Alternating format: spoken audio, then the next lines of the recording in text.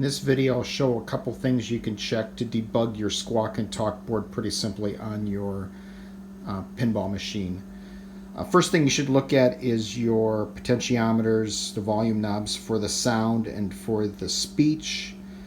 The original ones get very loose and they stop making connections, and then the sound can't even get through that to your speaker.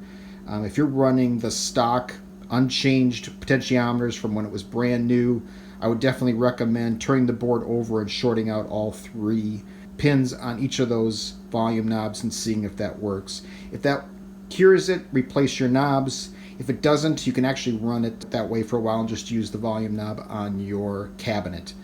The second thing to check is check the 3 voltages that are on the board. They're actually coming from and generated by 2 of the coils inside your pinball machine. One of them is the 12 volt unregulated power supply. It actually is full bridge rectified before it sends it to the Squawk and Talk board. The other is a 6 volt AC general illumination circuit, and that one's not rectified or filtered and sent to the board. Those 2 voltages the grounds are common together, and they produce 3 different voltages on the board. You've got a 5 volt regulator that generates 5 volts. You got a capacitor and diode that creates the 12 volt regulated for the board, and then there's another package here that generates the -5 volts. Let's take a look at the schematic where you can find those. Here's the schematic for the Squawk and Talk board from the manual. There's a 15 pin connector on the board. It's actually an 18 pin connector, but only 15 pins are usually populated. 16, 17, and 18 usually are not. This portion here generates the voltages that you're going to be checking. And what I've done here is just kind of showed where these are coming for on the A2 schematic, which is the power board in the bottom of the pinball machine. 1 coil of the transformer generates 14.2 volts AC. It's full bridge rectified on the board and sent to pin 10. The ground on that is actually commoned all together. Forget about this. This is some test board stuff here. There's also another coil that generates the 6.5 volts AC general illumination that is not rectified. It goes into pin 7 of the 15 pin connector into your Squawk and Talk board.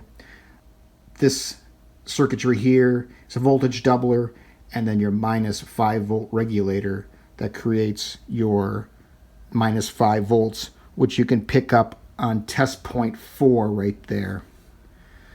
Up top here, 12 volts, full bridge rectified, goes through a capacitor and becomes 12 volts regulated.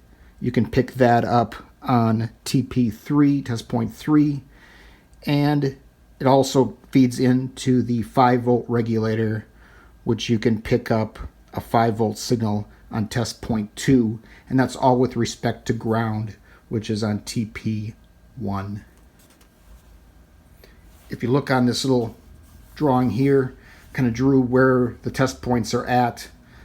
TP1, your ground is over here. TP3, which is your 12 volts regulated, actually 11.5, is over here. TP2, which mine is just a pad, is your 5 volt regulated test point, and then TP4 is your -5. Let's go and test the voltages right on the board. I've got my meter here set on DC voltage, and I've got my clips here. I like using clips instead of probes. Clip on my ground onto test point 1. Test point 3 is over here, and this should be 12 volts regulated. It's 10.2 on here. It's pretty good. Then I'll test point 2, which on mine is just a pad. There's no loop here.